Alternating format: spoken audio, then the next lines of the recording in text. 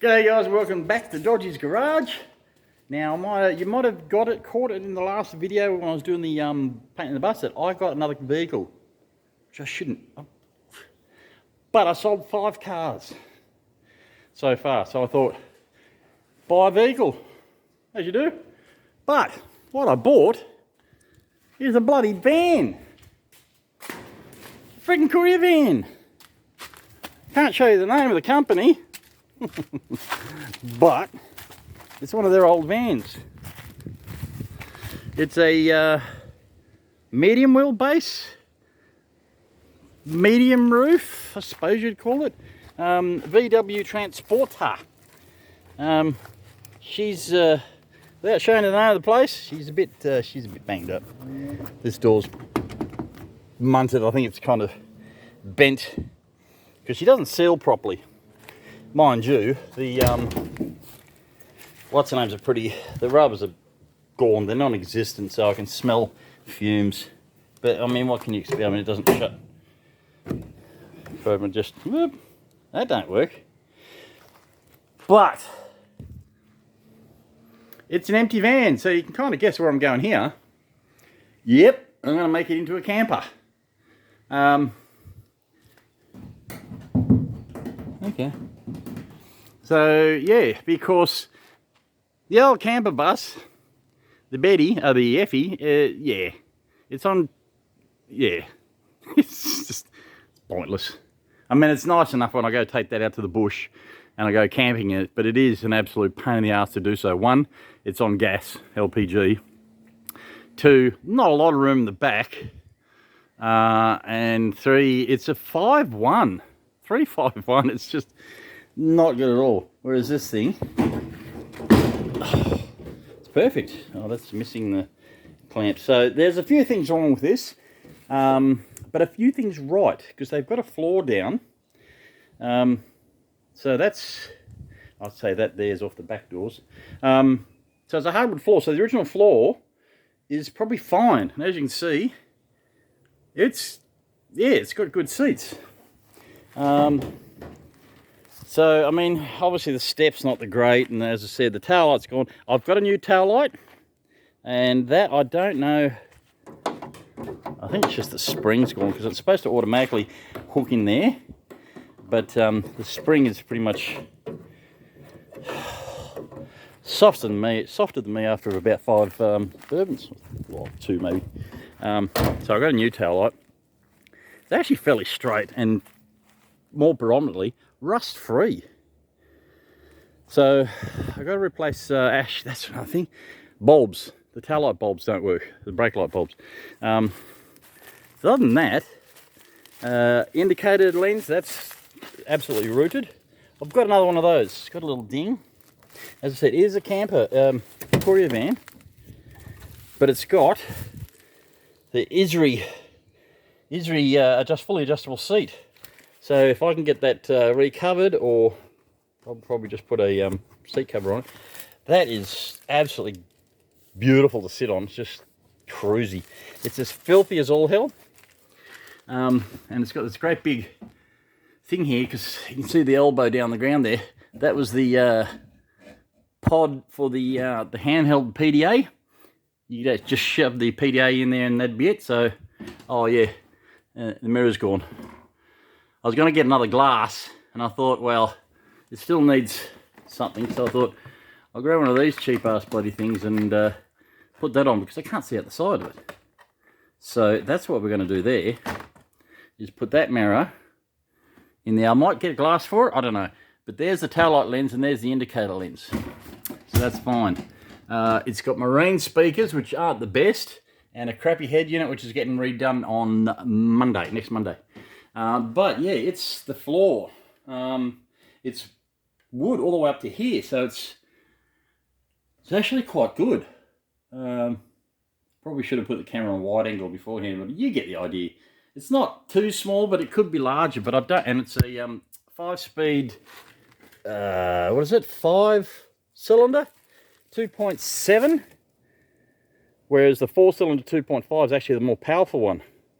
It's kind of strange. I mean, look at these things. The accelerator It's just one huge piece of plastic. And it's got aircon. So apart from being absolutely gimpy, oh, it's done 300 and what? 37,000. So I got a new one of those, but it's got a great big Irwin bull bar. So that is that's worth a fair bit actually. They're worth like $1,500 just for that bull bar. And the thing is, I have to actually drop that down. It drops about, I don't know, half a foot. It just tilts half a foot, and then I can open the bonnet, because I can't open the bonnet with the bull bar up. So with the bull bar sitting there, I can't open the bonnet. But other than that, it's a neat little thing. As I said, I got it cheap because it actually hasn't been used. It was sitting in the yard for a while, so looks like I need a new windscreen. There's a nice big crack. Not big, but a crack. But that's my new project. Hang on a sec. I was just trying to get wide angle. Yeah, so that's going to be a camper.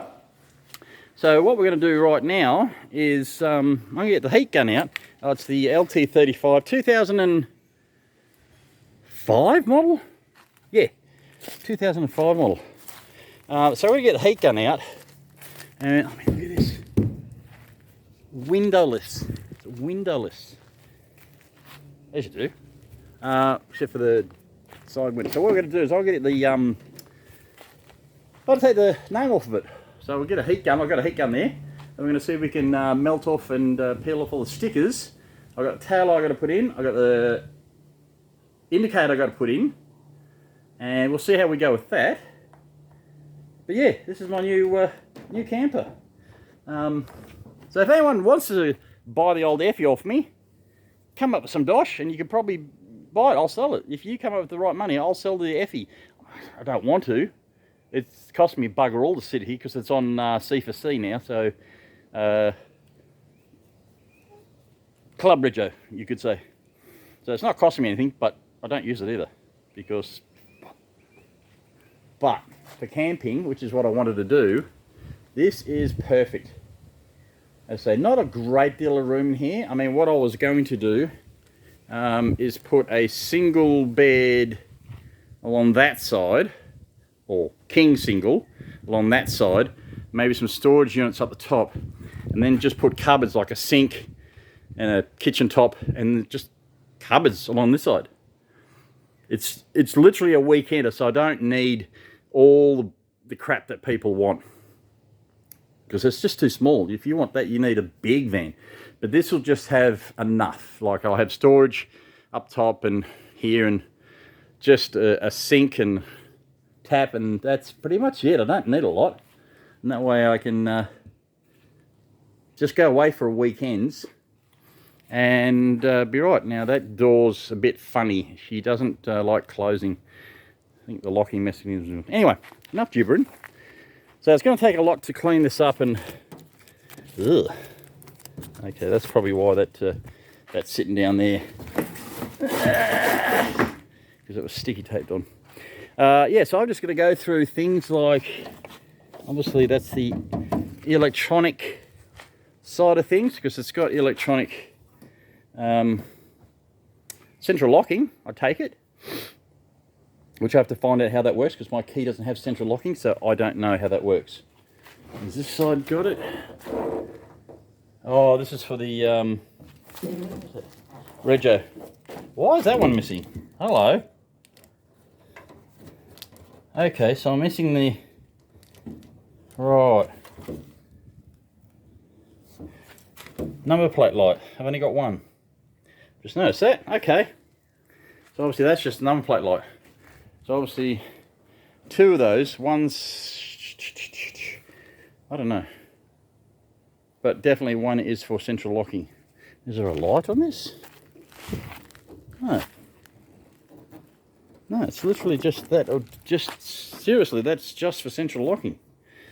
Okay. But yeah, so all right. Yeah, so let's get stuck into it. Got the heat gun out, and it's coming off quite easily.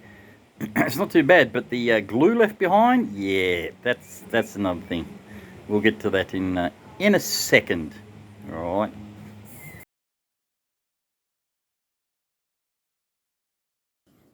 All right. So, as you saw, that one came off really easily with the heat gun because it's quite a thick sticker. So that was pretty good. But the glue left behind was just thick. So what I got is that a little thing of that Dissolve It.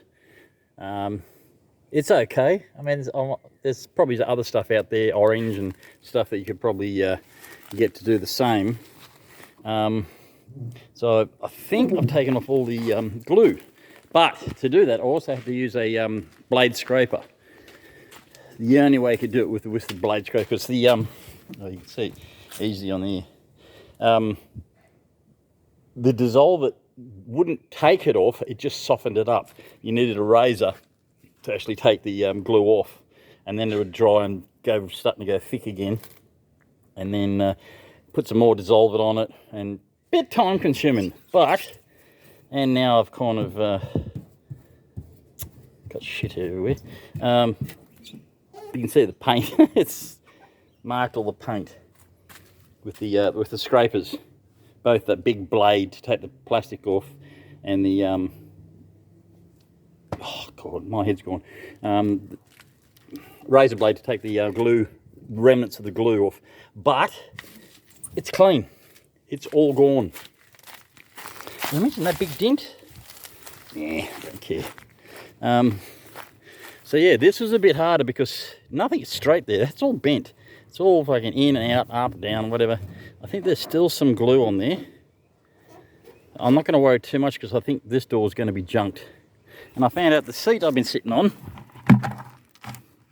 You get it. There's a little bloody, there's a spider in there. I've been sitting my ass on a spider. Great. Luckily you couldn't get out. But yeah, the glue, what's the name? The sticker was quite easy to get off, I suppose. It was a bit of a pain because everything is, look, that's a pain. Everything's bent. And the glue wasn't too bad, but now it is unmasked. You cannot tell, really, legally, where it came from. I could buff that. I could get someone to buff that and that would come out. No point, considering there's scratches all over this vehicle. And it'd probably do with a respray. Now the weird thing on these things, that's the fuel cap. It's dented, so it doesn't actually sit right. But it's held in by the door. The door holds the fuel flap. How stupid is that? Next thing I do is try and... Actually, I might need that Dissolve It on here. See if I can get this bloody shit off and glue that camera down. Anyway, that's enough for me. This is taking too much time. I've still got to do all these other things. That's not bad. The actual kit comes with everything. So you get the backer, you get the clip backing, you get all the wiring and a harness. So you unclip it, pull this one out and just put the new one in and clip it in. So it's a whole thing, which is good. So I've just got to do a few of those things. Yeah, so that's my new van. So what did I say? 2.7 litre 5-speed turbo diesel, 2005.